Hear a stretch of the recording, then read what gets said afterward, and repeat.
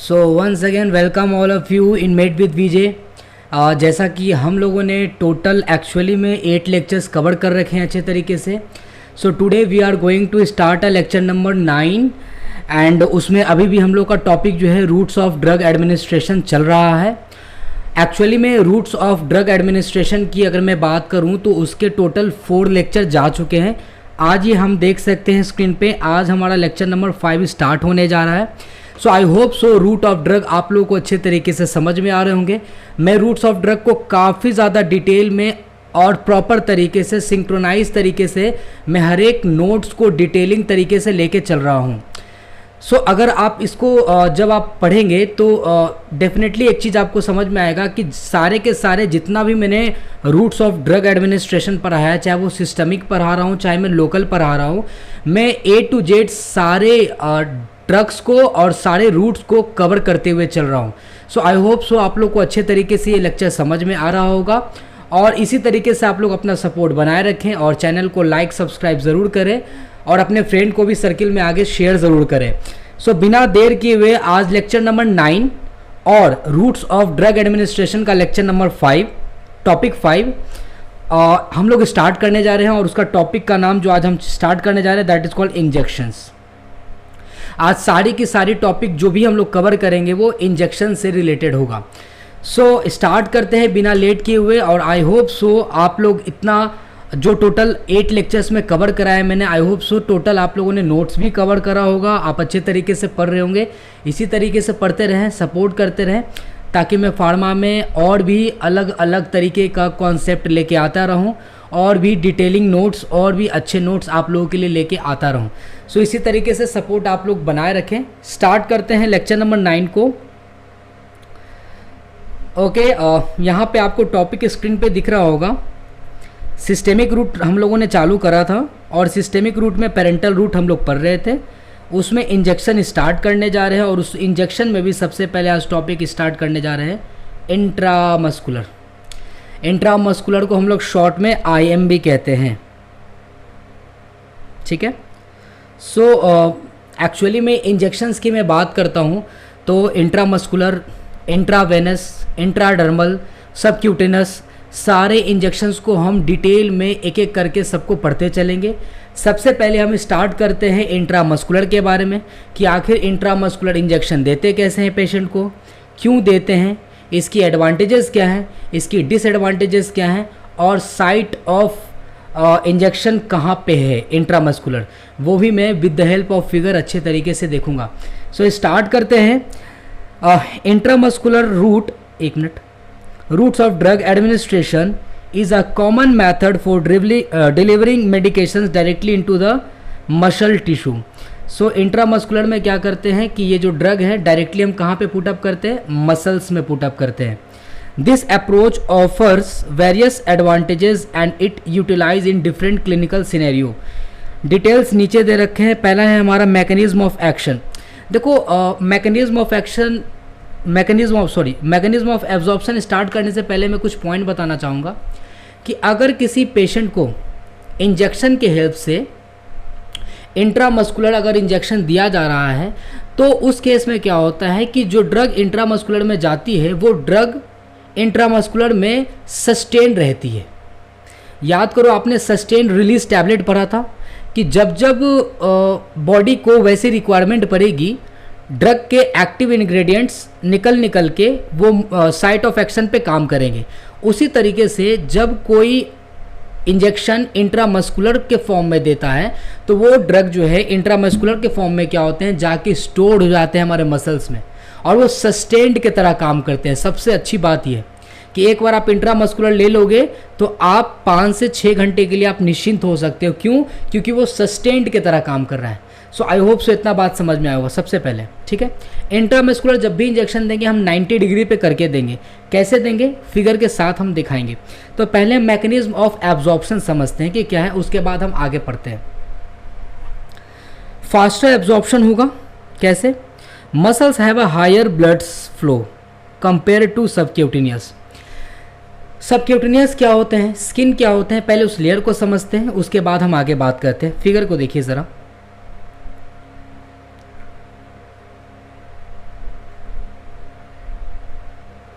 इस फिगर को आप ज़रा नोट करेंगे। ओके, सबसे ऊपर में आपका जो है वो स्किन होगा। ओके, उसके नीचे में आपका डर्मिस होगा और उसके नीचे में हाइपोडर्मिस होगा। हाइपोडर्मिस, और हाइपोडर्मिस में ही सबक्यूटेनियस टिश्यू आते हैं जिसमें फैट सेल्स भी आते हैं, और सबसे नीचे में आप देख सकते हो मसल्स होते हैं ना। फिगर में आपको ये क्लियर हुआ? तो सबसे पहले स्किन होगा, देन आफ्टर आपके डर्मिस होंगे, देन हाइपोडर्मिस होगा और लास्ट में मसल्स होंगे। क्लियर है यहाँ तक? अगर इस फिगर से नहीं समझ में आया तो आप यहाँ देख सकते हो एपिडर्मिस, डर्मिस, हाइपोडर्मिस और सबसे नीचे मसल्स। तो एक्चुअली में अगर मैं बात करता हूँ मसल्स की, तो याद रखना है कि सबसे लोअर मोस्ट पार्ट होता है ये हमारा, स्किन के सबसे नीचे में पाया जाता है मसल्स, और मसल जो है हमारा स्किन का पार्ट नहीं होता है, ये भी याद रखना आपको। Muscle is a not a part of a skin. Muscle सबसे ऊपर में सबसे ऊपर में skin, then after dermis, then after hypodermis and सबसे नीचे आपका होगा मसल। आप देख सकते हो इंट्रामस्कुलर इंजेक्शन किस तरीके से 90 डिग्री पे देख सकते हो मसल्स में इंजेक्ट किया। सबसे नीचे वाला लेयर में ये देख सकते हो निडल आप देख सकते हो मसल्स तक पहुंचा है, that is called a intramuscular. तो इंट्रामस्कुलर इंजेक्शन देने का टेक्निक ये हुआ कि आपको इंजेक्शंस को 90 डिग्री पे ही रखना है और निडल मसल्स तक जाने चाहिए, तब वो प्रॉपर तरीके से काम करता है। तो आपको ये समझ में आ गया लेयर कि सबसे पहले ऊपर में स्किन होगा, देन आफ्टर आपके डर्मिस, हाइपोडर्मिस और सबसे नीचे में मसल्स होंगे। तो एक्चुअली में क्या होता है, स्किन में तो ब्लड सप्लाई होते नहीं है, ठीक है। डर्मिस और आपका आता है हाइपोडर्मिस और सबसे नीचे आता है मसल्स। तो याद रखिएगा मसल्स के पास ब्लड सप्लाई काफ़ी ज़्यादा अच्छी होती है as comparison to the hypodermis region. तो जहाँ पे ब्लड सप्लाई ज़्यादा अच्छी होगी तो ऑब्वियस ही बात है जब ड्रग वहाँ पे जाएगा तो अच्छे से काम करेगा, क्योंकि जहाँ पे ब्लड सप्लाई अच्छी वहाँ पे ड्रग का काम करना अच्छा होगा। So as comparison to the hypodermis muscles के पास ब्लड वेसल्स की सप्लाई ज़्यादा होती है, इसलिए जब भी ड्रग इंट्रामस्कुलर जाती है तो वो action mode of action faster काम करेगी because they have a lots of a blood supply. यहाँ तक बात क्लियर है? अब पॉइंट्स पे आते हैं हम लोग। Okay, muscles have a higher blood flow compare to subcutaneous tissue. Subcutaneous tissue कहाँ पे होते हैं? आपके हाइपोडर्मिस रीजन में होते हैं। तो हाइपोडर्मिस के कंपैरिजन में अगर बात करते हैं तो मसल्स रीजन में ब्लड सप्लाई ज़्यादा होते हैं, तो इसलिए ड्रग का एक्शन भी ज़्यादा फास्ट होगा। Which facilitates quicker absorption of the medications into the blood stream. Obvious ही बात है। डिपोर्ट इफेक्ट का मतलब क्या होता है? डिपोर्ट इफेक्ट का मतलब होता है कि वो दवा स्टोर हो जाएगा और वो थोड़े देर पे रुक रुक के काम करेगा, जैसे सस्टेंड के तरह काम कर रहा था। Some drugs are formulated to create deport. Deport का मतलब होता है reservoir in the muscles allowing for extended release and prolonged effect. धीरे धीरे करके वो रिलीज करेगा ड्रग के अपने एक्टिव इंग्रेडिएंट मॉलिक्यूल्स, ताकि वो लंबे समय तक काम करेगा। क्या वहाँ तक बात समझ में आ गई आप लोगों को? नेक्स्ट है कॉमन इंजेक्शन साइट। कहाँ कहाँ पे देते हैं? तो आपको याद रखना है डेल्टॉइड मसल्स में देते हैं। सर डेल्टॉइड मसल्स कहाँ होते हैं? अभी मैं दिखाता हूँ। दूसरा, हाँ डेल्टॉइड मसल्स में आपका देखो लोकेशन क्या बोल रहा है, upper arm just below the एक्रोमियम process. तो एक्रोमियम प्रोसेस आप देखोगे ये शोल्डर दिख रहा है, एक मिनट, हाँ ये साइड, ये शोल्डर दिख रहा है, ये एक्रोमियम प्रोसेस होता है। एक्रोमियम प्रोसेस के जस्ट बिलो, क्या कह रहा है, जस्ट बिलो द एक्रोमियम प्रोसेस। तो यहाँ पे आप देखना ये वाला डेल्टॉइड मसल्स होते हैं और इसी पे हम लोग इंट्रामस्कुलर इंजेक्शन देते हैं डेल्टॉइड प्रोसेस में। अभी फिगर के साथ दिखाऊंगा मैं। यूजेस देखो, often used for vaccine and small volume injection, या फिर वैक्सीन देना हो या फिर छोटे अमाउंट में अगर इंजेक्शंस मेडिसिन के फॉर्म में देना हो तो हम डेल्टॉइड मसल्स को सेलेक्ट करते हैं एज अ इंट्रामस्कुलर साइट के लिए। एडवांटेजेस क्या है? तो easily accessible and less painful for small volume. Come drug है, कम दवाइयाँ देना है, डेल्टॉइड मसल्स में दे तो ज़्यादा पेन नहीं करेगा, आसानी से एक्सेसिबल हो जाएगा। डिसएडवांटेजेस क्या है इसके? लिमिटेड वॉल्यूम कैपेसिटी है, ज़्यादा वॉल्यूम तो आप डाल नहीं सकते हो, कम ही डाल सकते हो ना, तो ये इसकी डिसएडवांटेजेस है। High risk of injury to the radial nerve. Because देखो अगर मैं किसी को डेल्टॉइड मसल में इंट्रामस्कुलर इंजेक्शन दे रहा हूँ तो ज़्यादा चांसेस होता है कि जो आपका रेडियल नर्व है, जो रेडियल नर्व यहाँ से पास होते हैं, वो रेडियल नर्व इंजरी होने के चांसेस होते हैं। तो ये इसकी डिसएडवांटेजेस है। तो प्रॉपर तरीके से साइट पता होना चाहिए, तभी जाके आपको इंजेक्शन देने के लिए आना चाहिए। और इंजेक्शन देने के बाद जैसे ही आप नीडल को अंदर डालते हो, उसके बाद आप उसके पिस्टन को पीछे खींच के ज़रूर देखें कि आप उसमें कहीं ब्लड तो नहीं आ रहा। अगर ब्लड आ रहा हो तो ऑब्वियस सी बात है कि इंजेक्शंस का नीडल जो है वो कहीं ना कहीं वेन में पंक्चर हो चुका है। ठीक है, तो इसीलिए इंजेक्शन देने का टेक्निक यही है कि जब कभी भी आप इंट्रामस्कुलर, सबक्यूटेनियस जब भी इंजेक्शन दे रहे हो तो आप पिस्टन को पीछे की ओर ज़रूर खींच के देखें क्या उसमें ब्लड आ रहा है या नहीं आ रहा। अगर नहीं आ रहा तो वेल एंड गुड है, आप इंजेक्शन दे सकते हैं, प्रॉपर साइट पे गई है। क्लियर है, आगे बढ़ते हैं हम लोग। टेक्निक और इक्विपमेंट्स क्या बोल रहा है आप समझिएगा।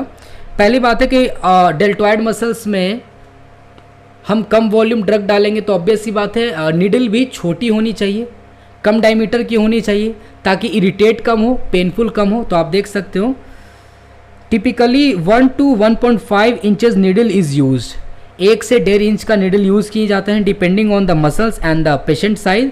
द गॉज में गॉज कितना होना चाहिए, 22 से 25 गॉज होना चाहिए। हर एक सिरिंज की भी गॉज होती है। ठीक है, जितना गॉज बढ़ते जाएगा डायमीटर उतना ही ज़्यादा कमता जाएगा। ठीक है, इतना याद रखना। आप लिख देता हूँ मैं, एक मिनट।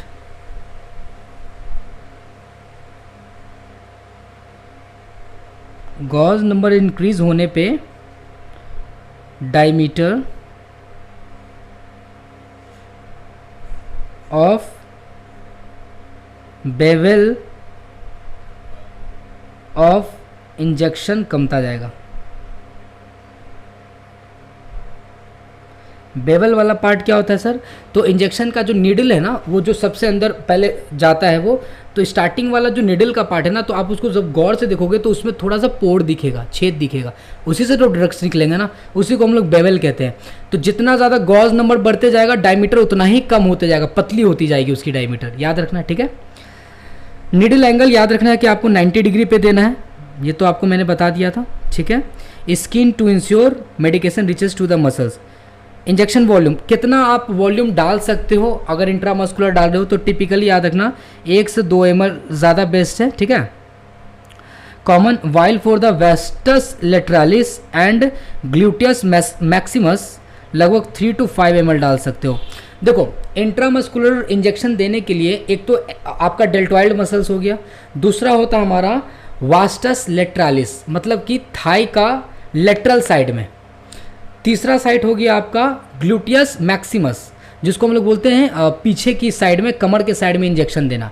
तो अगर आप ड्रग की वॉल्यूम ज़्यादा देना चाहते हो, जैसे 3 से 5 ml के आसपास, तो you can select the gluteus maximus as well as lateralis vastus muscles, जो कि थाई वाले मसल्स है और पीछे कमर वाले मसल्स हैं।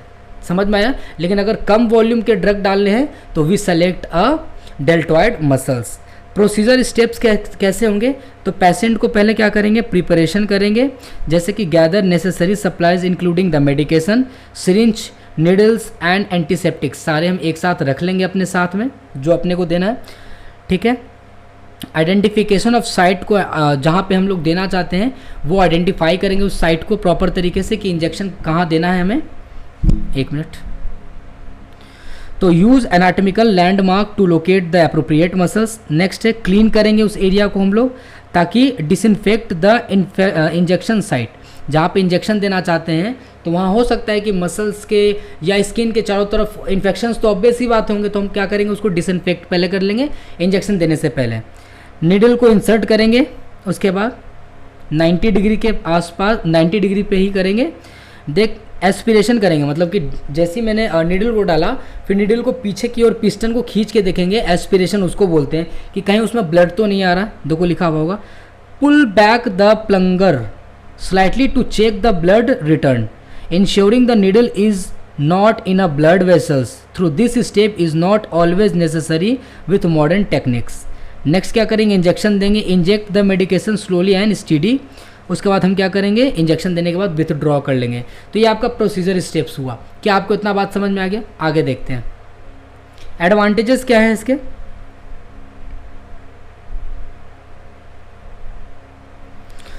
तो रैपिड ऑनसेट फास्ट काम करेगा ये हमारा, बिकॉज क्यों, क्योंकि इसके पास ब्लड सप्लाई ज़्यादा थे as comparison to the subcutaneous, है ना। सबक्यूटेनियस के पास क्या होते हैं, ब्लड सप्लाई लेवल थोड़ा कम होते हैं as comparison to the muscle. तो याद करो एक हमारा सबक्यूटेनियस इंजेक्शन भी आएगा, तो ऑब्वियस सी बात है कि सबक्यूटेनियस इंजेक्शन जो है सबक्यूटेनियस लेयर में जाएगा और वहाँ पे ब्लड सप्लाई थोड़े कम है।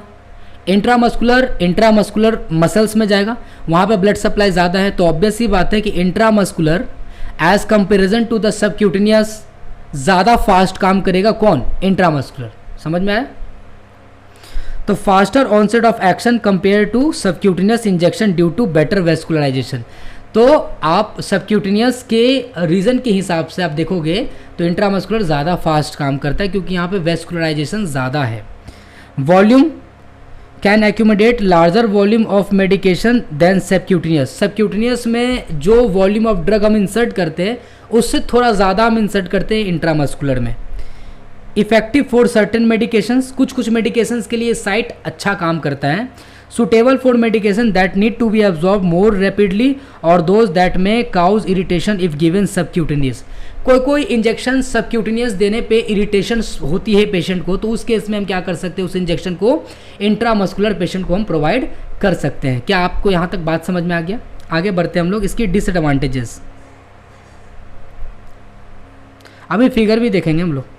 पेन तो करेगा, ये ऑब्वियस ही बात है। The injections can be painful and may cause discomfort और सोरनेस एट द साइट। तो जहाँ पे इंजेक्शन पड़ेगा तो वहाँ पे डिस्कम्फर्ट होगा, पेन होगा, इन्फ्लामेशन भी हो सकता है। रिस्क ऑफ इंजरी होने के चांसेस है कि वहाँ से नर्व जो पास हो रहे कहीं वो नर्व डैमेज तो नहीं हो जा रहा है। इन्फेक्शन होने के भी चांसेस है। As with any injection there is a risk of infection at the infection site. क्यों? क्योंकि वहाँ पे तो पोर हो जाता है ना, जहाँ पे इंजेक्शंस की निडल जाती है तो वहाँ पे पोर हो जाते हैं, तो चांसेस ऑफ इन्फेक्शन ज़्यादा होते हैं वहाँ पे। एज वॉल्यूम लिमिटेड डाल सकते हो आप इंजेक्शन की वॉल्यूम। तो आपके ये एडवांटेजेस और डिसएडवांटेजेस यहाँ पे ख़त्म हो गए। आफ्टर केयर, इंजेक्शन देने के बाद आप केयर क्या करोगे? Monitor the injection site for any adverse reaction such as redness आ रहा है कि नहीं, स्वेलिंग हो रहा है या फिर पेन हो रहा है कि नहीं। Patient education, inform the patient about potential side effect and what to expect following the injection. तो इंजेक्शन देने के बाद अगर कभी साइड इफेक्ट हो जाते हैं तो घबराना नहीं है, पेशेंट को एजुकेट करना है, आपको अच्छे तरीके से उनको समझाना है कंसिक्वेंसेस के बारे में। सो आपको यहाँ पे इंट्रामस्कुलर अच्छे तरीके से समझा दिया गया। Now we are going to start the intramuscular के साइट कहाँ कहाँ पे देते हैं। तो आपने पढ़ा भी कि डेल्टॉइड मसल्स में देते हैं हम लोग, जिसको अपर आर्म बोल रहे हैं। लोकेशन क्या है? The deltoid muscle is located in the upper arm about 2 to 3 finger with below the एक्रोमियम process. तो एक्रोमियम प्रोसेस के 2 से 3 फिंगर के बाद ऐसे नाप के उसके बाद आप इस इंजेक्शन को दे सकते हो। वो है हमारा डेल्टॉइड मसल्स। यूजेस क्या है हमारा? लोकेशन हो गया। It is commonly use for vaccination and small volume injection देने के लिए, लगभग 2 ml के लिए। Consideration, this site is easily accessible but has a smaller muscles mass making it unsuitable for larger volume. तो ज़्यादा वॉल्यूम वाले ड्रग इसमें हम इंसर्ट नहीं कर सकते हैं, ऑब्वियस ही बात है। दूसरा हमारा है वास्टस लेट्रालिस मसल, जो थाई वाले में रीजन में बताया। तो पहले डेल्टॉइड का मैं फिगर दिखा देता हूँ। डेल्टॉइड दिखाने से पहले मैं इंट्रामस्कुलर की बात कर रहा हूँ। यहाँ पे देख सकते हो इंट्रामस्कुलर 90 डिग्री पे गया, द मसल्स में गया नीचे। और ये जो हमारा ब्लू कलर का दिखा रहा है वो दिखा रहा है मेडिकेशन है ना, ड्रग मेडिकेशन जो डाला है। क्लियर यहाँ तक? तो ये समझ में आएगा। नेक्स्ट फिगर देखते हैं। इंट्रामस्कुलर यहाँ भी देख सकते हो आप। अभी सिर्फ इंट्रामस्कुलर पे ध्यान दो। नेक्स्ट यहाँ देखो, इंट्रामस्कुलर 90 डिग्री पे देख रहे हो, नीचे की ओर इंजेक्शन गया हुआ है। क्या बात समझ में आ रहा है? यहाँ पे देख सकते हो 90 डिग्री, नीचे मसल्स ये लेयर। तो ये इंट्रामस्कुलर आपको समझ में आ गया होगा, होप सो। आगे देखो, यहाँ पे डेल्टॉइड मसल्स फिगर दिखा दिया ना आपको, ठीक है। और ये जो हमारा कमर वाले रीजन था जिसको हम लोग ग्लूटियस मैक्सिमस रीजन बोल रहे थे, और जो थाई वाला रीजन था उसको हम लोग वास्टस लेट्रालिस कह रहे थे। तो याद करो, वास्टस लेट्रालिस और ग्लूटियस मैक्सिमस में लगभग 3 ml से 5 ml का इंजेक्शन हम दे सकते हैं। Dose, volume of doses of drug. क्या बात समझ में आया? इधर फिगर में आप देख सकते हो डेल्टॉइड मसल्स यहाँ पे दिख रहा है, ये देखो है ना, डेल्टॉइड मसल्स। यहाँ पे आपको दिख रहा है वास्टस लेटरालिस, ये वाला रीजन, थाई के रीजन, ठीक है। और ये वाला आपको दिख रहा होगा, ये रीजन हमारा है जहाँ पे इंजेक्शन देते हैं, वो है हमारा ग्लूटियस मैक्सिमस, ठीक है। हम क्या करते हैं, इसको 4 भाग में ऐसे करके बांटते हैं। पहले ये हमारा क्वाड्रेंट, एक ये क्वाड्रेंट, एक ये क्वाड्रेंट, एक ये, टोटल 4 क्वाड्रेंट है। तो सबसे ऊपर वाला क्वाड्रेंट में जहाँ पे स्टार मार्किंग कर रहा हूँ, उस क्वाड्रेंट में हम इंजेक्शन देते हैं ग्लूटियस मैक्सिमस में, कमर में। तो ये याद रखना, आगे मैं बताऊँगा, ठीक है।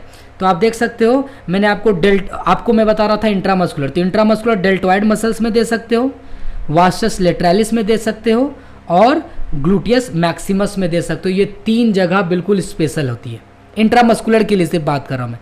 क्या आपको समझ में आ गया? नेक्स्ट आप देख सकते हो डेल्टॉइड का फिगर, मैंने सारे फिगर आपके लिए अच्छे अच्छे लगाए हैं। डेल्टॉइड मसल्स का देख सकते हो, ये वाला ट्रायंगल साइट है ना, यही इंजेक्शन साइट, आप इतना पे ही दोगे इंजेक्शन साइट। ये वाला रीजन हमारा जो है वो क्लेविकल बोन होता है, ये देखो यहाँ पे ये है ना क्लेविकल बोन है, और ये एक्रोमियम प्रोसेस है। तो एक्रोमियम प्रोसेस से आप 2 से 3 फिंगर नापने के बाद आप वहाँ पे डेल्टॉइड मसल्स के इंजेक्शन साइट पे आ सकते हो। आप समझ में आ गया? और पीछे वाला जो हमारा है स्कैपुला बोलते हैं उसको हम लोग, है ना, शोल्डर बोन भी उसको बोलते हैं, स्कैपुला को क्या बोलते हैं? Shoulder bone. तो इस तरीके से आप देख सकते हो कि डेल्टॉइड मसल्स किस तरीके से हैं। दूसरा ये तो हो गया, ओके। आप यहाँ देख सकते हो सबसे ऊपर वाला पार्ट हमारा एपिडर्मिस, समझ में आ रहा है? एपिडर्मिस, नीचे डर्मिस, हाइपोडर्मिस, और इसके नीचे में होगा मसल, हाइपोडर्मिस के नीचे मसल्स होगा। और मसल्स के पास ब्लड सप्लाई ज़्यादा था, है ना, having more blood supply.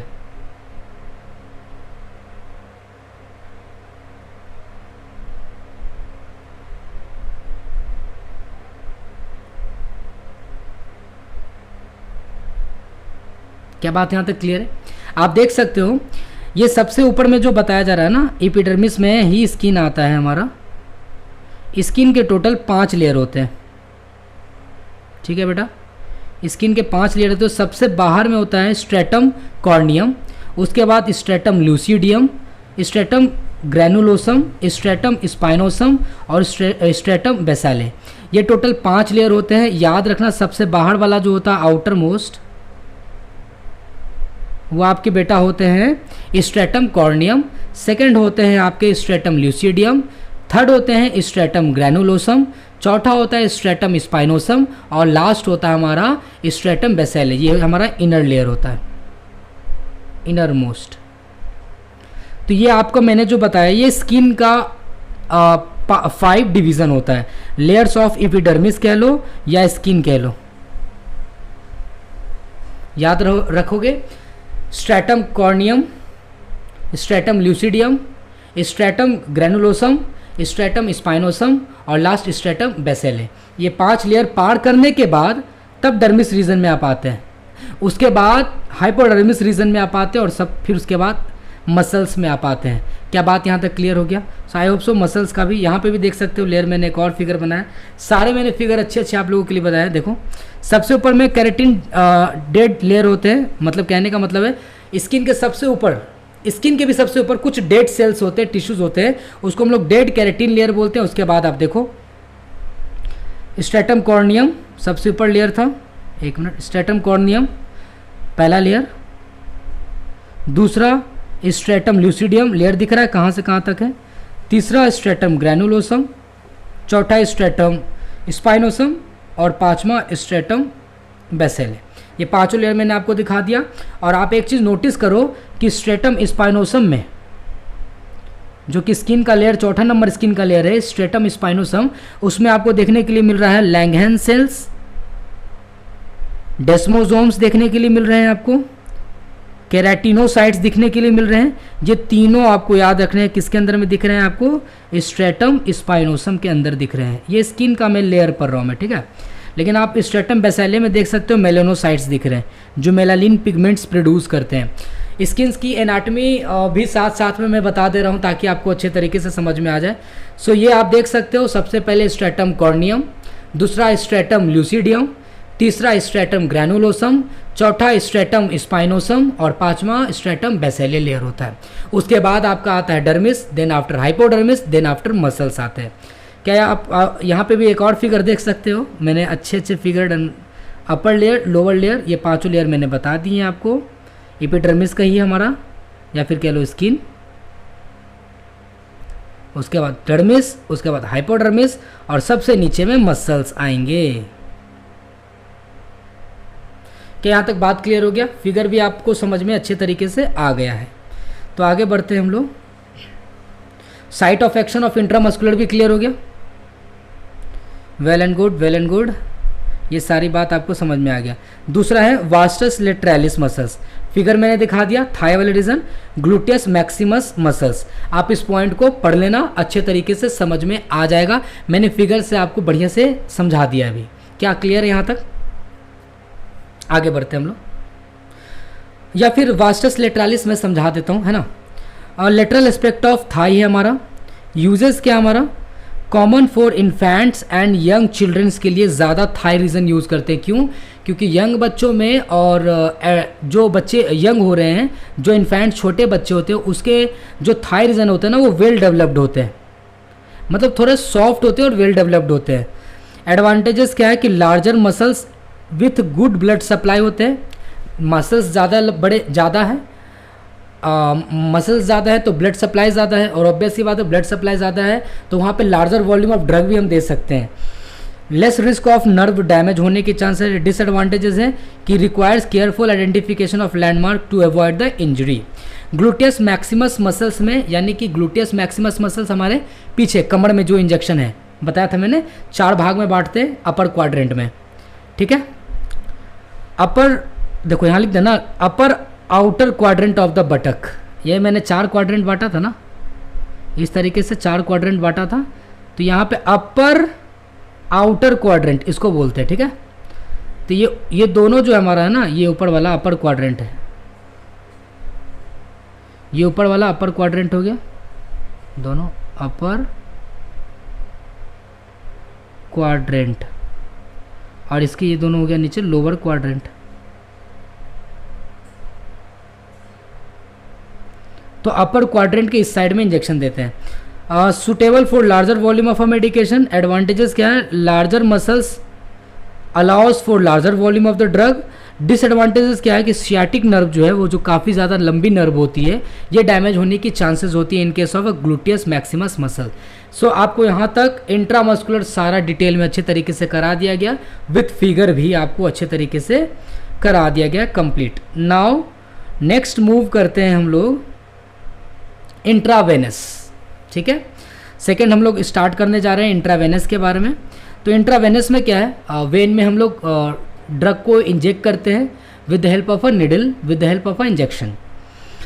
Intravenous route involves delivering medications directly into a vein, providing immediate access to the blood stream. This method is often used for rapid effect or premise control over medication level.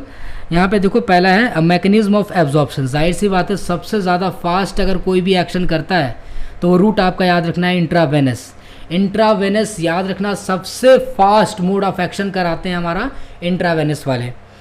Immediate effect करेगा, direct delivery into the blood stream में जा रहा है ना direct. Ensure that the drug reaches systemic circulate almost instantly allowing for immediate therapeutic effect. Precise control enables accurate control of a drug concentration and doses which is crucial for the medication requiring tight therapeutic range. तो अगर आप intravenously drug दे रहे हो तो आप dose का काफ़ी ज़्यादा ख्याल रखना, क्योंकि अगर डोज ऑफ ड्रग ज़रा सा ऊपर नीचे होता है उसके कारण से प्रॉब्लम हो सकती है, इसलिए क्योंकि आप डायरेक्टली ब्लड में डाल रहे हो, ड्रग को डायरेक्टली किस में डाल रहे हो? ब्लड में डाल रहे हो, तो चांसेस ऑफ टॉक्सिसिटी ज़्यादा हो सकती है। क्योंकि एक तो फर्स्ट पास मेटाबॉलिज्म भी होगा, लीवर को क्रॉस कर गएगा ना, तो भाई लीवर को तो क्रॉस कर दे रहा है तो चेक पॉइंट्स तो ऐसे ही खत्म हो गया। ऊपर से आप डोज एक्स्ट्रा डाल दोगे या फिर कम डाल दोगे तो प्रॉब्लम ऊपर नीचे होने की ज़्यादा संभावना है, बिकॉज आप डायरेक्टली ब्लड में डाल रहे हो। अब जब कोई ड्रग डायरेक्टली ब्लड में जाता है तो थोड़ा तो सोचना पड़ता है ना, है ना। कॉमन एप्लीकेशन देख सकते हो इमरजेंसी सिचुएशन में, rapid administration of fluid, electrolytes और मेडिकेशन ड्यूरिंग इमरजेंसी। देखो अगर कोई पेशेंट इमरजेंसी में है और उसको एज सून एज पॉसिबल उसको ड्रग प्रोवाइड करना है, so we select a path that is called a intravenous route. वो तुरंत मोड ऑफ एक्शन फास्ट करेगा, जैसे कि किसी को पानी चढ़ाना है या किसी को इलेक्ट्रोलाइट्स फ्लूइड चढ़ाना है या फिर मेडिकेशन देना हो इमरजेंसी में, तो we select a intravenous route. Continuous infusion का मतलब होता है for drug that requires a steady level in the blood stream such as certain antibiotics चाहिए, कीमोथेरेपी एजेंट्स और पेन मैनेजमेंट के लिए आप लगातार भी दे सकते हो, एंटीबायोटिक का डोज भी चला सकते हो, कंटिन्यूअस चलेगा तो भी कोई दिक्कत नहीं है, बट डोजेस को रेगुलेट करना आना चाहिए। Medication with poor oral absorption, जिनके ओरल ड्रग लेने से वो ड्रग उसके बॉडी में काम नहीं कर रहे हैं, तो उस केस में आप इंट्रावेनस डालो उस पेशेंट में, अच्छा काम करेगा। ठीक है, नेक्स्ट टेक्निक और इक्विपमेंट्स। कैसे टेक्निक करोगे, तो देखो आप यहाँ पे सबसे पहली बात याद रखना कि इंट्रामस्कुलर में कितने गॉज वाले थे, तो 22 से 24 थे, ये था ना, 20 से लेकर 24 के आसपास था गॉज। जितना गॉज नंबर बढ़ेगा डायमीटर उतनी ही पतली होती जाएगी। लेकिन इंट्रावेनस में याद रखना कि गॉज जो है आपका 18 से 24 होगा।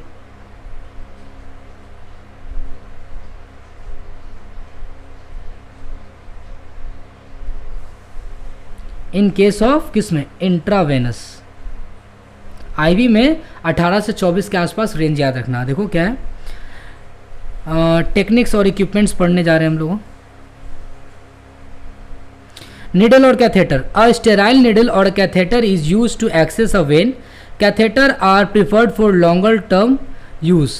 तो कैथेटर एक्चुअली में अलग अलग साइज़ के आते हैं, अलग अलग गॉज के भी आते हैं। तो अगर किसी पेशेंट को लंबे समय के लिए एंटीबायोटिक देना है या उसको मेडिकेशन चलाना है, तो हम डेली तो उसको वेन में पंक्चर करके इंजेक्शन नहीं देंगे। हम क्या करते हैं, उससे अच्छा क्या करेंगे, हम उसको कैथेटर लगा देंगे उसमें। ठीक है, तो एक्चुअली में जब आप कैथेटर लगा देते हो तो उससे क्या होगा कि आप ड्रग उस कैथेटर में डालते जाओगे, इंसर्ट करोगे, वो कैथेटर के सारे वो ड्रग आसानी से चला जाएगा। बार बार पेशेंट को पिंच करने की ज़रूरत नहीं है, बार बार पेशेंट को प्रिक करने की ज़रूरत नहीं है। तो कैथेटर की भी अलग अलग साइज़ आती है, गॉज आती है, वो भी हम लोग पढ़ेंगे जब कैथेटर के बारे में पढ़ेंगे। हाँ, तो आईवी कैथेटर याद रखना 18 से 24 गॉज के रखेंगे, ज़्यादा बेस्ट रहेगा आपका। Come in various size typically ranging from 18 to 24 gauge. Larger gauges are use for high flow और विस्कस सॉल्यूशन। ठीक है, एक minute. Infusion set, infusion set आप देखे होगे ना, वो बोतल सा आता है जिसको टांग दिया जाता है और पेशेंट के हाथ में भी वो कैनुला जिसको बोलते हैं, कैथेटर कैनुला लग जाते हैं, कैनुला जिसको बोलते हैं, कैनुला को लगा दिया जाता है, जिसको कॉमन टर्म में कैथेटर भी कहते हैं हम लोग। तो कैनुला को लगा देंगे, अलग अलग साइज़ के कैनुला आते हैं। ठीक है, अलग अलग साइज़ के कैनुला आते हैं, वो आप उस पेशेंट के वेन के साइज़ के हिसाब से आप कैनुला को इंसर्ट कर दोगे और आप मेडिकेशंस को प्रॉपर तरीके से चला सकते हो। ठीक है, कई बार क्या होता है कि बोतल, जैसे किसी को फ्लूइड चढ़ाना हो, किसी को इलेक्ट्रोलाइट चढ़ाना हो, तो क्या करते हैं 500 ml का आप देख सकते हो DNS बोतल भी आता है, उसके बाद नॉर्मल सेलाइन के भी आते हैं, NS जिसको बोलते हैं। अलग अलग तरीके के फ्लूइड्स आते हैं, उस फ्लूइड को आप टांग दो, उस फ्लूइड को आप क्या करो, with the help of a cannula आप इंसर्ट कर दो, वो ड्रग स्टीडली स्लोली वो पेशेंट के अंदर जाते जाएगा और वो उसके कंपेंसेटरी मैकेनिज्म की तरह अच्छे से काम करेगा। ठीक है, तो इन्फ्यूज़न सेट उसको हम लोग बोलते हैं, जो वो एक पाइप जैसे स्ट्रक्चर्स होता है जो आपका बोतल में टंगेगा और साथ साथ वो कैनुला में एक छोड़ आके जाता है, that is called infusion set. उसके भी फिगर को मैं दिखाऊंगा आप लोगों को। ठीक है, प्रोसीजर सेटअप कैसे करेंगे, तो प्रोसीजर सेटअप आप चाहो तो आराम से पढ़ सकते हो, उसमें कोई कन्फ्यूज़न वाली बात नहीं है। प्रिपरेशन करेंगे, assembles all necessary equipments including the ivy fluids और मेडिकेशन। जो आईवी फ्लूइड्स देना चाहते हो या मेडिकेशन प्रोवाइड करना चाहते हो पेशेंट को, वो सारा एक साथ आप रख लो। साइट सेलेक्ट कर लो, choose an appropriate vein usually in the arm और हैंड। अब वेन को भी हम सेलेक्ट करते हैं, तो कौन कौन सी वेन सेलेक्ट करेंगे उसकी भी साइट को मैं बताऊंगा अभी। ठीक है, हाँ, choose an appropriate vein usually in the arm और हैंड फॉर कंटिन्यूस थेरेपी और frequent use vein in the anti brachial fossa antecubital fossa और सेंट्रल वेन में भी यूज्ड। सबकी फिगर दिखाऊंगा, टेंशन मत लो। इंसर्शन क्लीन करेंगे पहले वो साइट को, उसके बाद आप देखो यहाँ 15 से 13 डिग्री पे आप क्या करोगे, इंसर्ट करोगे कैथेटर को, यानी कि आप वो कैनुला की मैं जो बात कर रहा था ना, कैनुला को 15 से 30 डिग्री पे आप क्या करोगे, वेन में इंसर्ट करोगे पेशेंट के। ठीक है, एक बार कैथेटर या कैनुला पेशेंट में इंसर्ट हो जाएगा, फिर उसके बाद आप क्या करो, उसको प्रॉपर तरीके से उसको साइड पे रख दोगे। वो आप चिपका भी सकते हो उसको, ताकि वो हिले डोले ना। वेरिफिकेशन कर लेना।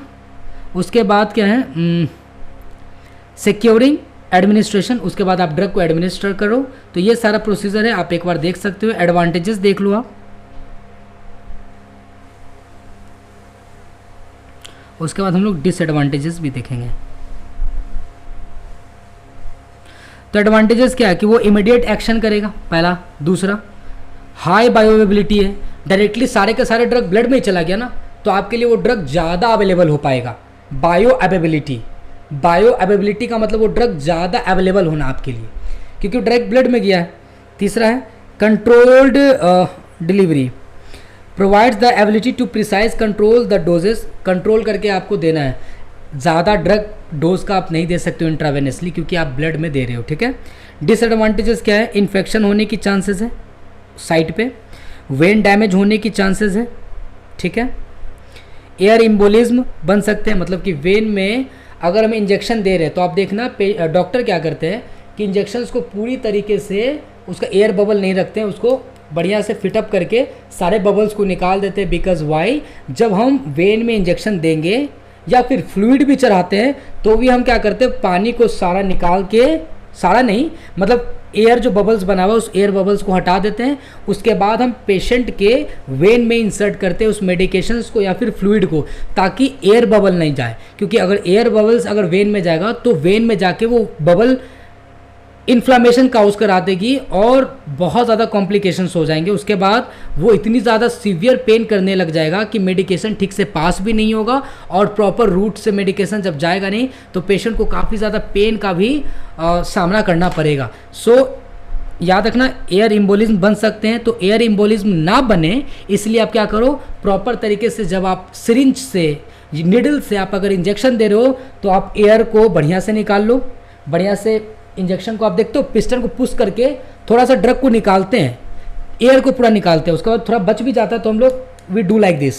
समझ में आ रहा है। उसी तरीके से अगर हम किसी को फ्लूइड चढ़ा रहे हैं या इलेक्ट्रोलाइट चढ़ा रहे हैं तो वो जो कैथेटर के थ्रू जो हमारा पाइप है उसके थ्रू जो फ्लूइड आएगा उसमें भी कोई बबल्स नहीं रहने चाहिए, उस बबल को हम लोग निकाल देते हैं। Then after we insert that into the cannula, ताकि वेन में हमारा गैस एयर ना जाए। ठीक है, एयर बबल ना बने। ठीक है। एक्स्ट्रा वेसेजन का मतलब क्या होता है, एक्स्ट्रा वेसेजन का मतलब होता है risk of medication leaking into the surrounding tissue. When में ना ठीक से जाके वेन के अगल बगल टिश्यूज़ में, मसल्स में ठीक से प्रॉपर तरीके से अगर आप इंसर्ट नहीं करोगे तो हो सकता है कि अगल बगल अगर दवाइयाँ चली जाएंगी तो क्या हो जाएगा, एक्स्ट्रा वेसेजन हो जाएगा, जिसके कारण से बहुत ज़्यादा पेन हो जाएगा और वहाँ पे सूजन हो जाएगा। क्या बात समझ में आ गया। आगे बढ़ते हैं हम लोग। आफ्टर केयर क्या करना है, आप आफ्टर केयर खुद से देख सकते हो। इसमें कोई हार्ड एंड फास्ट रूल नहीं है और कोई ज़्यादा कॉम्प्लिकेशन भी नहीं है। साइट ऑफ इंट्रावेनस देख सकते हो कि कहाँ कहाँ दे सकते हैं हम लोग। तो सबसे पहला आपका साइट ऑफ एक्शन है वो याद रखना, फोरआर्म का median cubital when. Median cubital when कहाँ होता है सर, तो ये वाली रीजन जो है, ये रीजन जो है ना, इस रीजन में हम जब इंजेक्शंस देते हैं that is called a median cubital vein. Figure दिखाता हूँ मैं। ओके,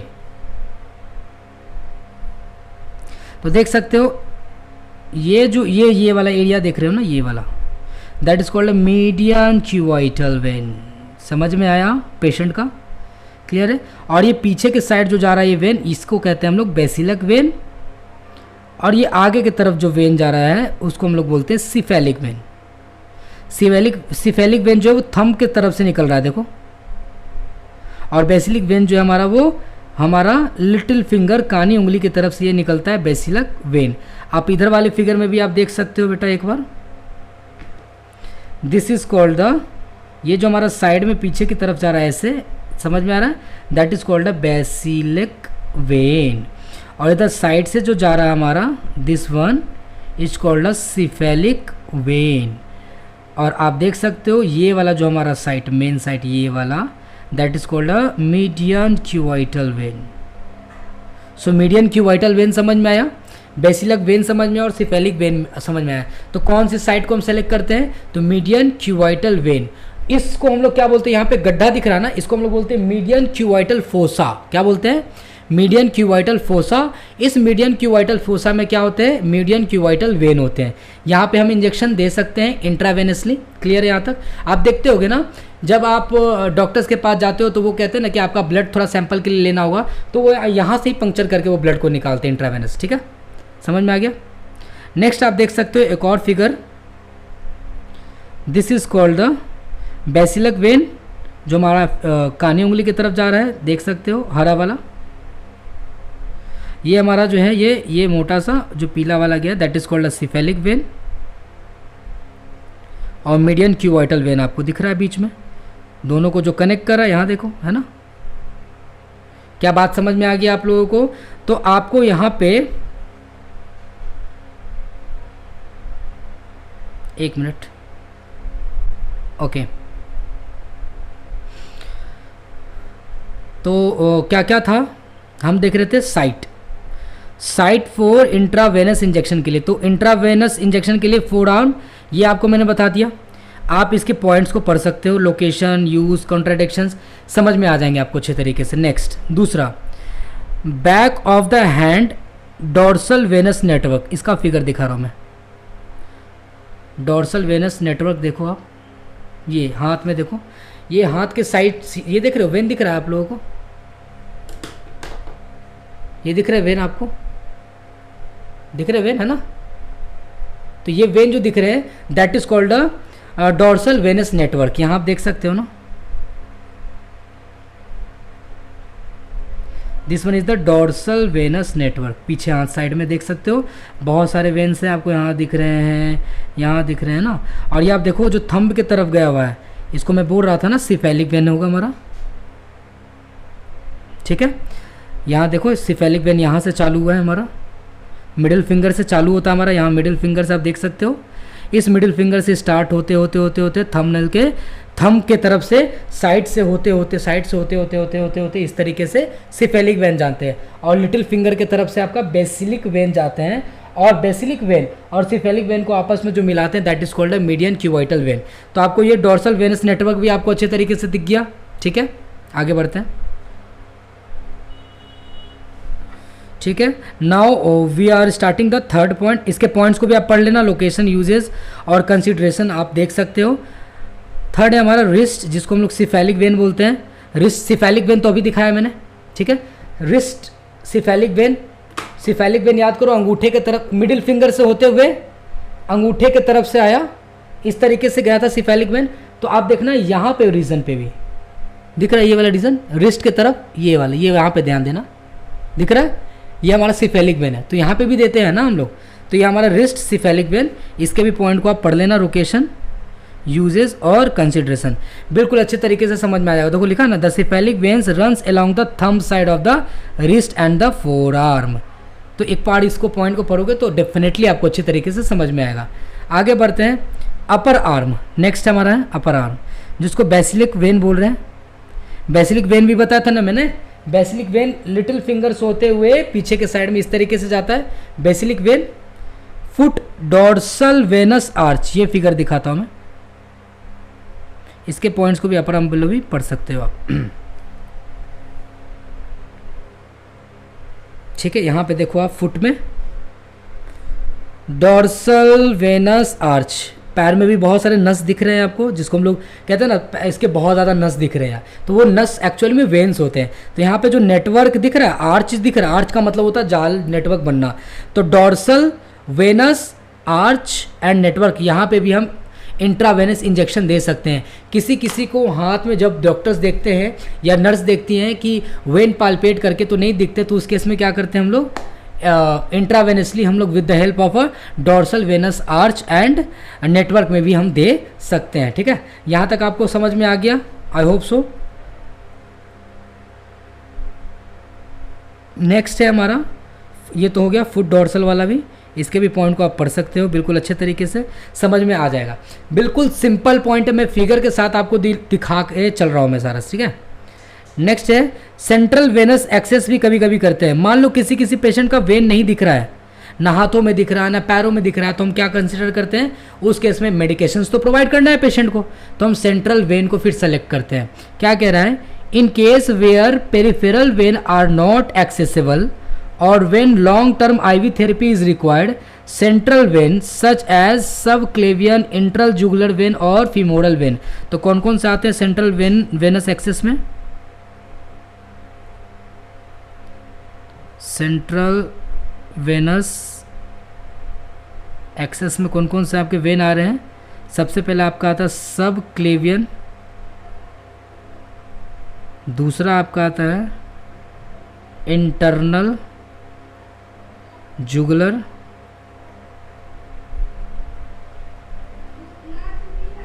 और तीसरा हमारा है femoral vein, internal jugular vein, subclavian vein. ठीक है, तो जहां पे पेरिफेरल वेन्स नहीं दिखते हैं तो we preferred a subclavian vein, internal jugular vein और फीमोरल वेन। तो ये कहाँ कहाँ पे होते हैं सर, सेंट्रल एक्सेस वेन के अंदर में ही ये तीनों आते हैं। सर एक बार आप इसको फिगर से दिखा दो, तो देख लो आप, यहाँ पे देखो, एक minute, internal jugular when insertion आपको दिख गया यहाँ पे, इंटरनल जुगुलर वेन यहाँ पे होते हैं, एनाटॉमी बढ़िया से देखोगे तो समझ में आ जाएगा। दूसरा सब क्लेवियन वेन आपको दिख रहा है। ठीक है, नेक्स्ट फीमोरल वेन कैथेटर देखो, फीमोरल के पास, फीमोरल कहाँ होते हैं, तो थाई, आप थाई का जो लास्ट पोर्शन जहाँ पे ग्रोइन एरियाज, जहाँ पे रिप्रोडक्टिव एरियाज स्टार्ट होते हैं, तो उसके साइड में देखना एक डिप्रेशन होती है ना, उसको लोग फीमोरल एरियाज बोलते हैं। तो वहाँ पे फीमोरल आर्टरीज भी होते हैं और फीमोरल वेन भी होते हैं, तो वो वाला आप देख सकते हो। देखो यहाँ पे मैंने इंसर्ट किया, एक मिनट पेन चेंज कर लेता हूँ।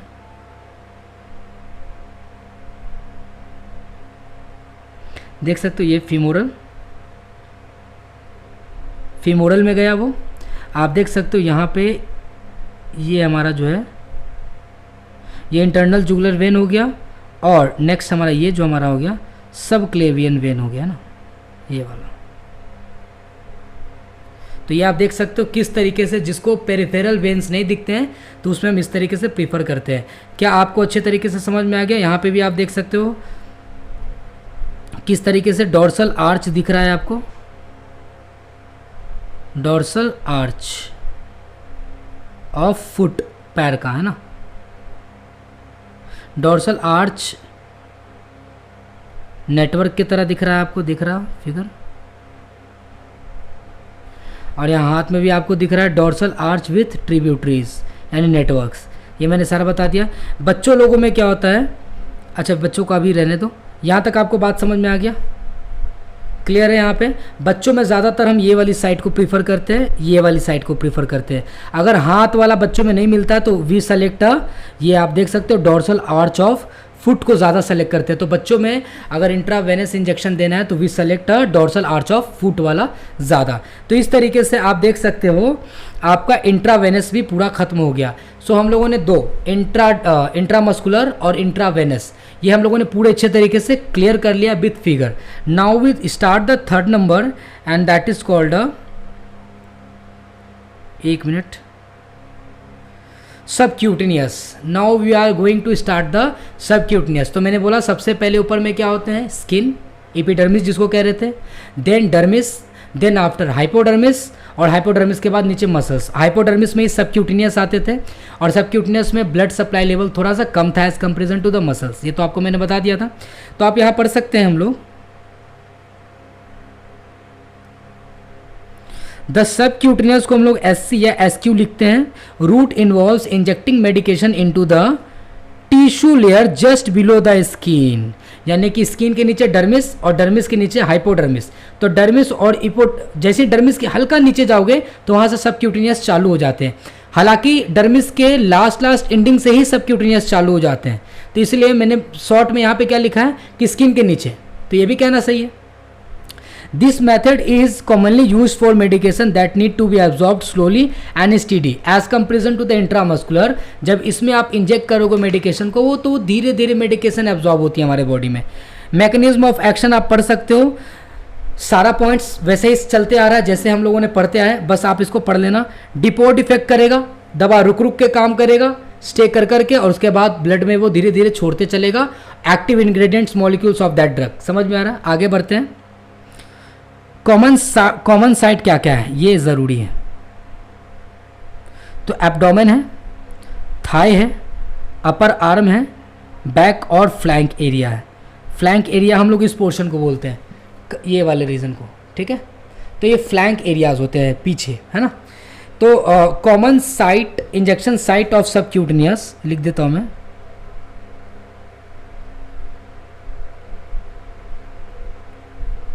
Subcutaneous injection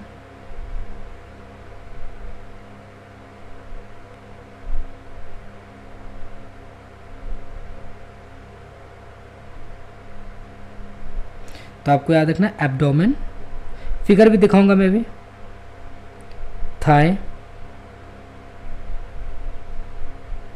upper arm and next flank area या फिर बैक, ठीक है। तो ये सारे एरियाज हैं, इसको हम लोग देखेंगे। टेक्निक और इक्विपमेंट्स देखो। कॉमन साइट फिर से बात करेंगे अभी फिगर के साथ, घबराना नहीं है, ठीक है। एक minute.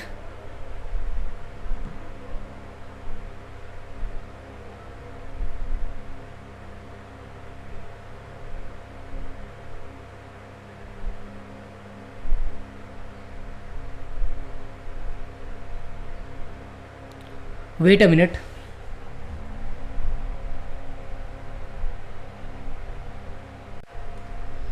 So okay, we are talking about the techniques and equipments, ठीक है, कि कैसे हम लोग सबक्यूटेनियस इंजेक्शन देंगे। तो सबसे पहला क्या कह रहा है, निडल साइज इसमें इंपॉर्टेंट है। निडल साइज जो है आपके टिपिकली शॉर्ट निडल होंगे, जैसे कि आपके 1 इंच से भी कम होंगे, जैसे कह सकते हो 1/2 इंच वाले, है ना। विथ अ स्मॉल गॉज जो कि हमारा 25 से 30 गॉज है। सोच रहे हो कितना ज़्यादा छोटा है। 22 से 24 गॉज वाले तो आपके इंट्राडर्मल ही थे, ठीक है, लेकिन इंट्रामस्कुलर थे, सॉरी। लेकिन अगर आप देख सकते हो सबक्यूटेनियस के,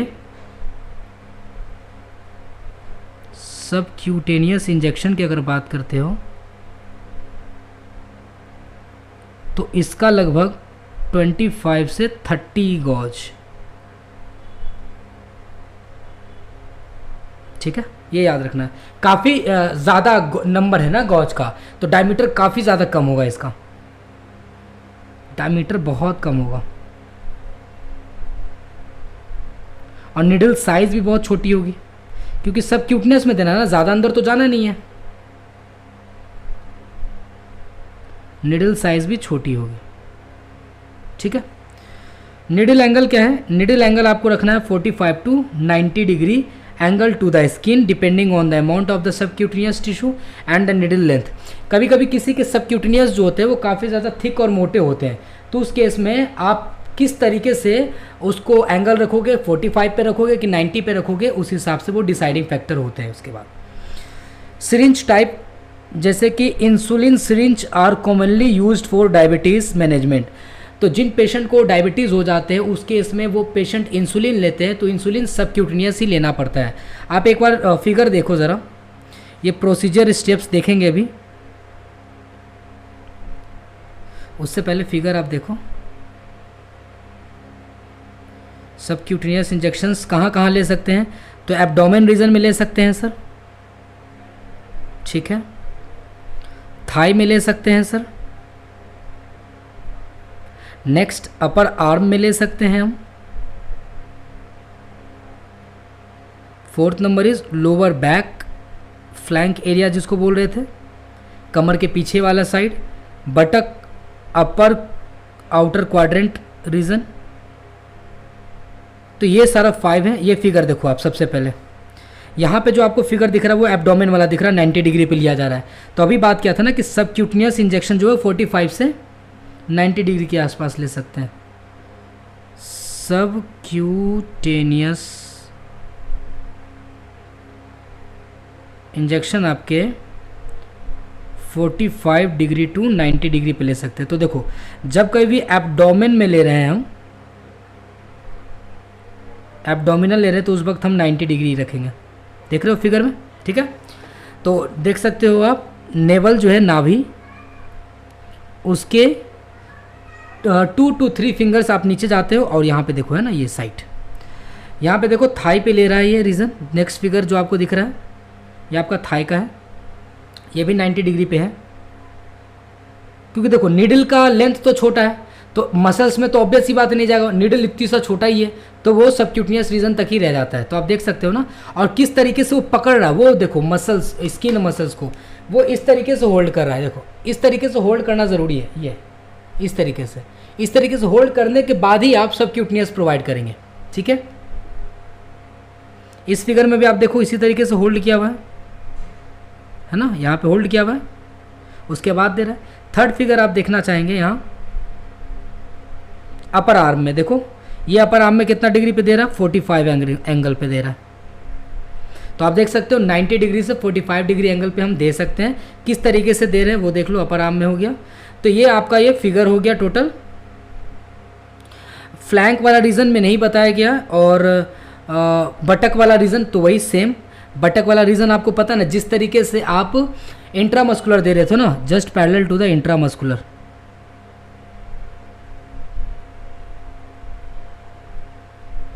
जिस तरह से आप इंट्रामस्कुलर 90 डिग्री पे दे रहे थे, इसको भी आप 90 डिग्री पे ही दोगे, बट इसकी नीडल लेंथ ज़्यादा लंबी थी,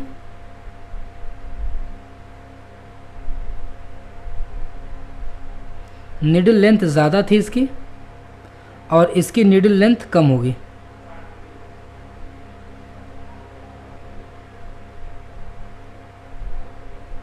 ठीक है, तो ये डिफरेंशिएट करने का तरीका है, ठीक है। फ्लैंक एरियाज क्या होता है ये समझिएगा। ये जो आप पीछे का रीजन देख रहे हो ना, that is called a flank region. इस रीजन में भी हम सबक्यूटेनियस इंजेक्शन दे सकते हैं। तो यहाँ तक क्लियर हो गया आपको। तो टोटल आपको रीजन में बताऊँ, एब्डोमेन आपको मैंने क्लियर करा दिया, आप इस पॉइंट को पढ़ सकते हैं, समझ में आ जाएगा आपको। दूसरा थाई भी आपको मैंने पढ़ा दिया, पॉइंट्स पढ़ लेंगे। अपर आर्म मैंने बता दिया, अपर आर्म में कैसे ले रहे हैं हम लोग, ठीक है। अपर आर्म कहने का मतलब ये वाला रीजन 45 डिग्री पे दे रहा है। लोअर बैक फ्लैंक्स एरियाज भी मैंने बता दिया, पॉइंट्स पढ़ लेंगे आप लोग। बटक भी आप देख सकते हैं। और उसके बाद स्पेशल कंसिडरेशन क्या है ये देखिए, rotation of sites to prevent lipodystrophy. Lipodystrophy का मतलब होता है फैट का ब्रेकडाउन होना। लाइपो का मतलब होता है फैट, यहाँ पे लिख देता रहा हूँ मैं, लाइपोडिस्ट्रॉफी।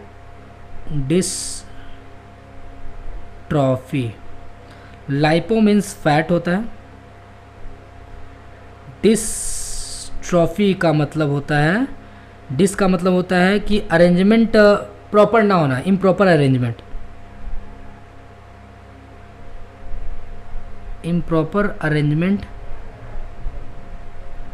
वो कब होगा, जब हमारा सबक्यूटेनियस फैट क्या होंगे, सबक्यूटेनियस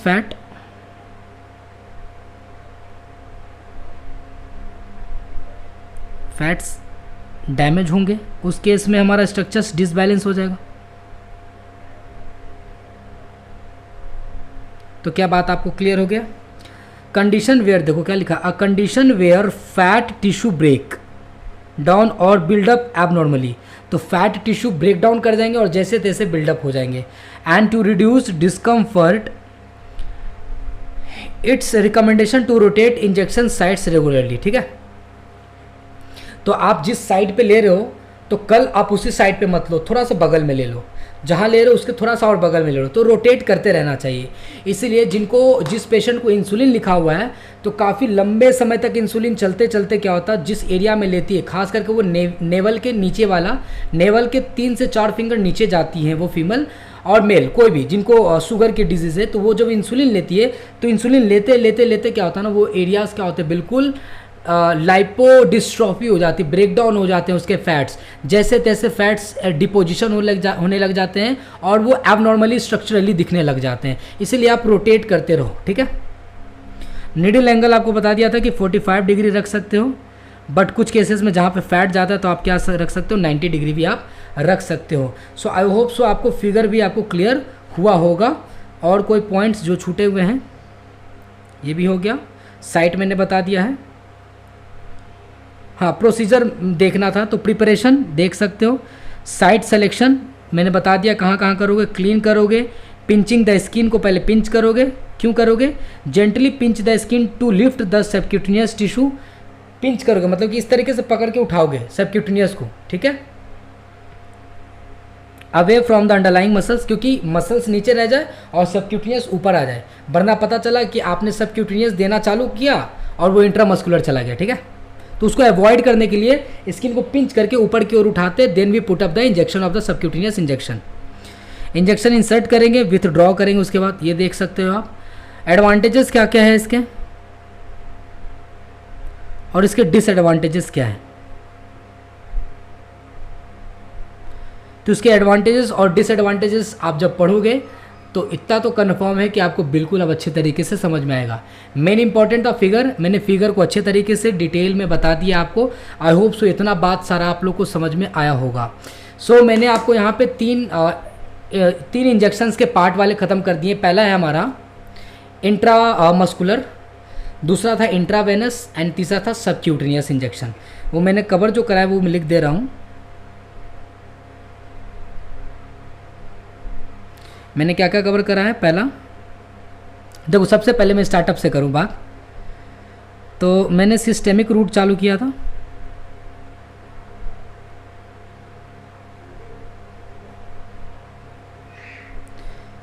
सिस्टेमिक रूट में मैंने पेरेंटेरल रूट चालू किया और पेरेंटेरल रूट में इंजेक्शन स्टार्ट करा मैंने, और उस इंजेक्शन में मैंने क्या क्या कवर किया, तो इंट्रा मस्कुलर पढ़ा दिया मैंने डिटेल में विथ फिगर के साथ, आपका हो गया जिसको हम लोग IM कहते हैं। दूसरा हम लोगों ने देखा इंट्रावेनस, जिसको IV कहते हैं, और तीसरा हम लोगों ने देखा सबक्यूटेनियस, जिसको हम लोग SC कहते हैं। तो ये तीन मैंने कवर आपको डिटेल में करा दिया। Now we are start next, और वो है हमारा टॉपिक इंट्राडर्मल। सो 4th नंबर चालू करने जा रहे हैं, intradermal.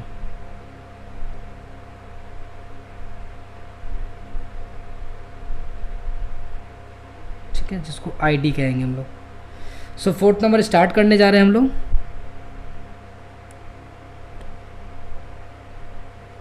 4th, 1 minute.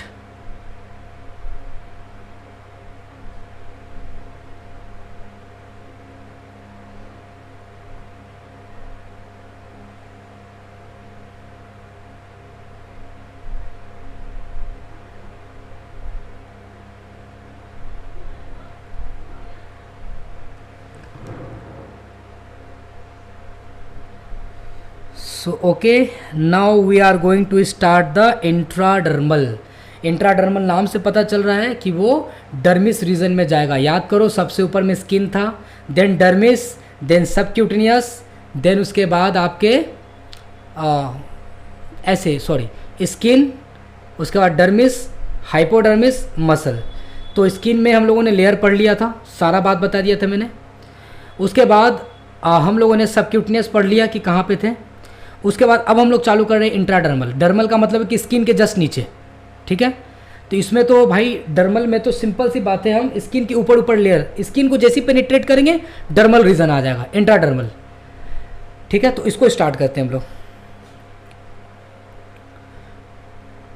Intradermal route involves injecting medication into the dermis region, the layer of the skin just below the epidermis. तो एपिडर्मिस के जस्ट नीचे जाओगे तो वहीं पे आपको डर्मल रीजन दिख जाएगा। This method is typically use for diagnostic and allergic testing for an certain vaccine.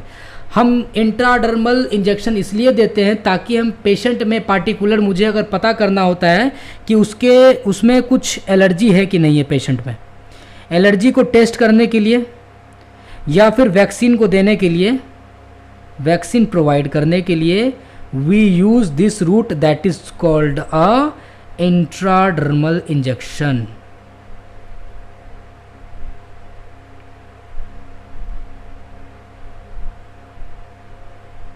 ID. Okay, mechanism of absorptions क्या है समझेंगे।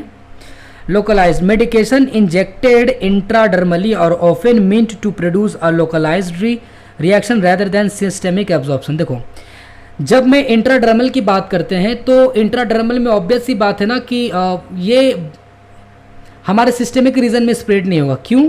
क्योंकि डर्मिस रीजन में ब्लड सप्लाई होते नहीं है।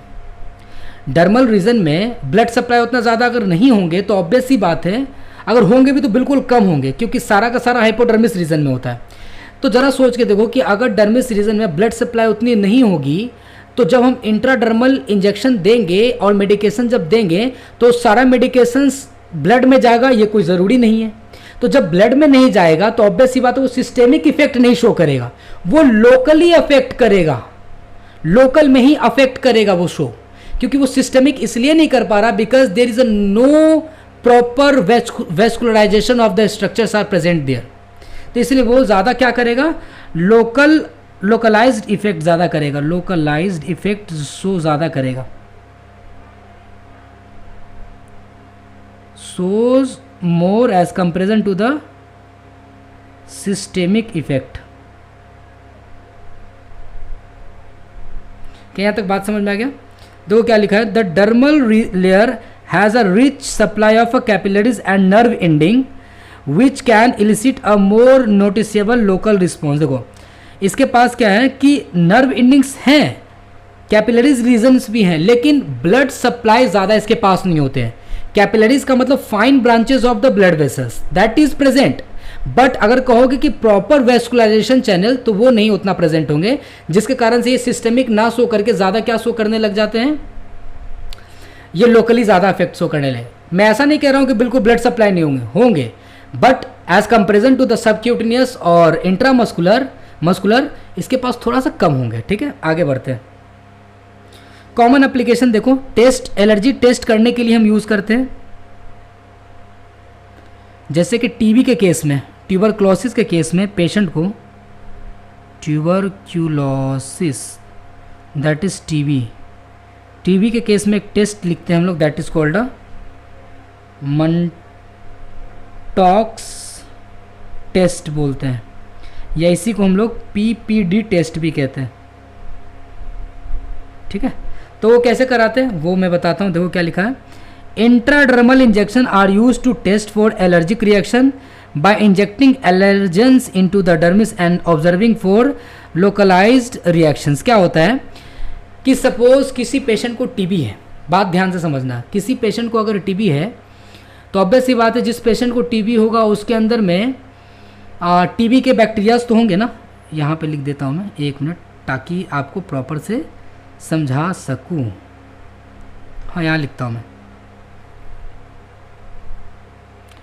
अगर किसी पेशेंट को टीबी है, ठीक है, तो उसको बैक्टीरिया कौन सा होता है हमारा, tuberculosis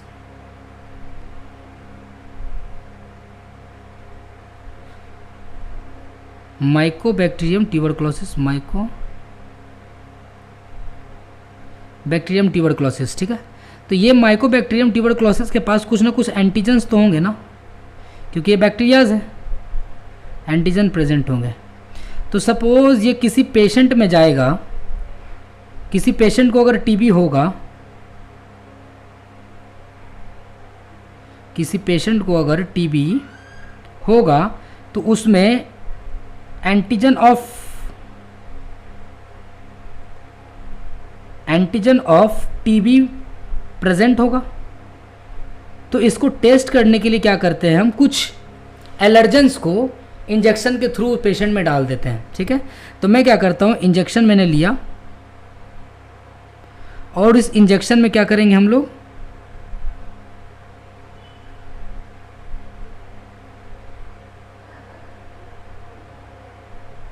antibody for antigen of TB. तो टीबी का जो एंटीजन है उस एंटीजन के साथ एंटीबॉडी लड़ेगी। तो हम क्या कर रहे हैं कि इंजेक्शंस के थ्रू हम क्या करेंगे, पेशेंट में इंजेक्शन दे देंगे और जैसे ही पेशेंट में ये इंजेक्शन जाएगा यानी कि एंटीबॉडी चला गया, तो अगर उस पेशेंट के पास एंटीजन होगा टीबी का तो एंटीबॉडी जाएगी और उस एंटीजन को मारेगी। तो वहाँ मारेगी तो क्या होगा, उस पर्टिकुलर जगह पे जहाँ पे आपने इंजेक्शन लिया है वहाँ पर रेडनेस हो जाएगा ड्यू टू द एंटीजन और antibody reaction. Antigen antibody reaction के कारण से क्या होगा, वहाँ पे इन्फ्लामेशन हो जाएगा।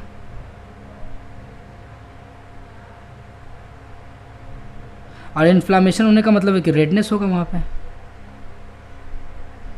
उससे ये पता चल जाता है कि हाँ उस पेशेंट को टीबी हो रखा है, क्योंकि टीबी का एंटीजन था तभी तो हमने एंटीबॉडी टीबी का डाला तो वो रिएक्शन करा ना। क्योंकि अगर दूसरा एंटीबॉडी डालते हैं या एंटीबॉडी टीबी का डाला ही और कोई रिएक्शन नहीं होता तो हम कह सकते थे कि इसको टीबी नहीं है। ठीक है, तो इस तरीके से डिफाइन करते हैं हम लोग एलर्जेंस को टेस्ट करने के लिए। आगे ट्यूबरक्लोसिस टेस्टिंग करने के लिए करते हैं, अभी मैंने बता दिया। वैक्सीन कुछ देने के लिए जैसे कि बीसीजी है ना, तो उसका फुल फॉर्म क्या होता है, बैसिलस कालमेट गुरियन है ना। तो certain vaccine such as bacillus Calmette Guerin BCG vaccine for tuberculosis are administered intradermally. तो बीसीजी इंजेक्शन भी वैक्सीन जो दिया जाता है वो टीबी के लिए होता है। ठीक है,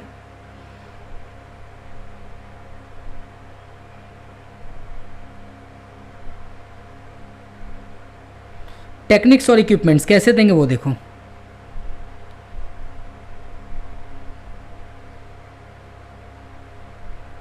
हम लोगों ने कॉमन एप्लीकेशन देखा। Now we are about the technique और इक्विपमेंट्स। इसमें देखो निडल का जो है बिल्कुल फाइन होगा, उसकी गॉज देखो 26 से 27 गॉज होगी। Use to ensure precise delivery into the dermis region में ही जाए ताकि आगे ज़्यादा डीप पेनिट्रेट ना हो। सिरिंज क्या होगा, स्मॉल वॉल्यूम वाले ही रहेंगे। निडल एंगल आपको कितना रखना है, 10 से 15 डिग्री एंगल। क्या बात समझ में आ गया, 10 to 15 डिग्री। सर एंगल का कैसे समझ में आएगा, तो मैंने फिगर में दिखाया था, वो फिगर वहाँ से देख सकते हो। जो मैंने इंट्रामस्कुलर पढ़ाया था तो उसमें एंगल का भी मैंने सारा जिक्र करा था। गो बैक और आप फिगर में ज़रूर देखना। ठीक है, आगे बढ़ते हैं हम लोग। 1 मिनट, चलिए प्रोसीजर सेटअप कैसे करेंगे तो ये आप पढ़ सकते हो खुद से। प्रिपरेशन करेंगे, पेशेंट को साइट सेलेक्ट करेंगे, क्लीन करेंगे, फिर इंजेक्शन देंगे। उसके बाद देखो क्या लिखा है, insert the needle just beneath the skin surface at the shallow angle. After insertion inject a small amount of medication. A visual bleb और wheal should form if the medication is correctly administration. तो जाहिर सी बात है, skin के नीचे दे रहे हो ना आप, तो जैसे ही आप स्किन के नीचे इंट्राडर्मली इंजेक्शन डाल के आप मेडिकेशन को डालोगे तो यहाँ पे थोड़ा सा फूल जाएगा, थोड़ा सा फोका जैसे कैसे उठता है, दैट इज कॉल्ड अ ब्लेब, ब्लेब बन जाएगा। तो इससे आप समझो कि हाँ इंट्राडर्मल ही इंजेक्शन गया है। ठीक है, ब्लेब बन रहा है। तो फिर उसके बाद विथ ड्रॉ कर सकते हो। तो आप इसको प्रोसीजर सेटअप को आराम से पढ़ सकते हो। एडवांटेजेस क्या है इसके और इसके डिसएडवांटेजेस क्या है ये आप पढ़ सकते हो, बिल्कुल आपको समझ में आ जाएगा, गारंटीड है। आप एक बार पढ़ के देखना। ठीक, आगे बढ़ते हैं। आफ्टर केयर क्या करेंगे हम पेशेंट के साथ, ये भी आप पॉइंट्स देख सकते हो। साइट ऑफ इंट्राडर्मल इंजेक्शन, कौन कौन से साइट है, तो पहला साइट है आपका फोर आर्म। इंट्राडर्मल की बात हो रहा है, ना ही इंट्रामस्कुलर की बात कर रहे हैं, ना ही सबक्यूटेनियस की बात कर रहे हैं, हम इंट्राडर्मल की बात करें। क्योंकि याद करो फोर आर्म जो है हमारा अपर एस्पेक्ट था, कुछ लोअर एस्पेक्ट था। अपर स्पेक्ट में हम लोग याद करो,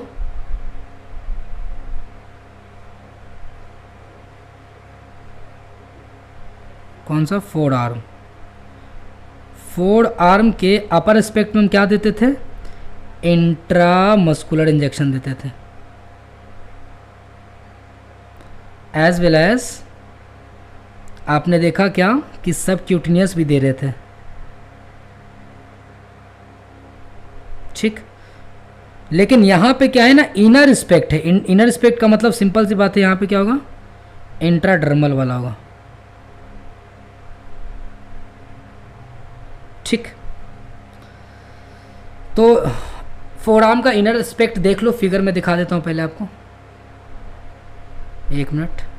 ये देखो फोर आर्म जो दिख रहा है ना आपका, वो आपका इनर स्पेक्ट दिख रहा, यानी कि फोर आर्म का ये वाला इनर स्पेक्ट हुआ, ये आउटर स्पेक्ट हुआ, ये इनर स्पेक्ट हुआ। तो देखो यहाँ पे जैसे ही डाला वो ब्लेब बन गया ना, मतलब हल्का फूल गया। ये किसके लिए डाला जा रहा, देख रहे हो एंगल कितना रखा गया है, एंगल देख लेना, ये हो गया हमारा मंटॉक्स टेस्ट करते हैं हम लोग, इसके लिए पीपीडी टेस्ट जिसको बोलते हैं हम लोग।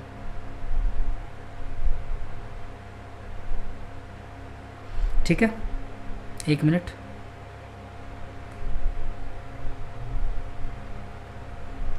कहाँ गया पॉइंट्स, एक मिनट रुक जाना।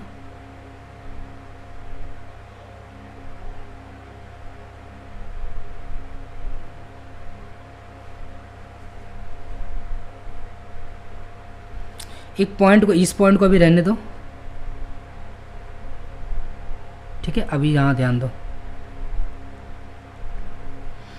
तो देखो क्या लिखा है, the inner surface of the four arm usually about 3 to 4 inches below the elbow.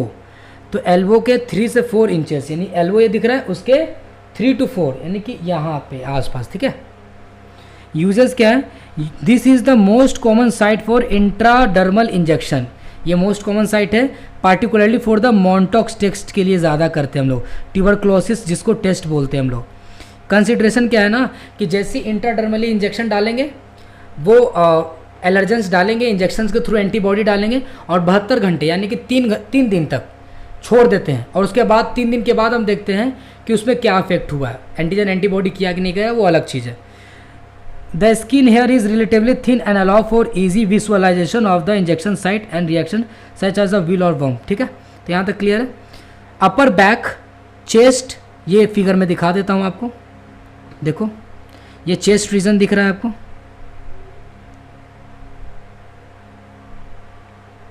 Four arm reason दिख गया आपको जहाँ पे देते हैं, और ये अपर बैक दिख रहा है, शोल्डर के पास है ना। तो कहाँ कहाँ साइट है इंट्राडर्मल का, वो मैंने दिखा दिया आपको फिगर में। यहाँ पे आप देख सकते हो लिखा हुआ है ना, अपर बैक स्कैपुलर रीजन, ये वाला रीजन जो देख रहे हो ना, ये वाला, इसको हम लोग स्कैपुला कहते हैं। ठीक है, पीठ वाली बोन। तो ऊपर में अपर बैक दिख गया, यहाँ पे चेस्ट रीजन दिख रहा है आपको फिगर, और ये मैंने फोर आर्म का दिखा दिया। तो इस तरीके से आपका जो है ये साइट वाला जो है वो भी आप देख सकते हो आराम से। अपर बैक मैंने पढ़ा दिया, जो कि स्कैपुलर रीजन मैंने बोला, फिगर भी दिखाया मैंने, इसके पॉइंट्स को आप पढ़ सकते हैं। एक मिनट,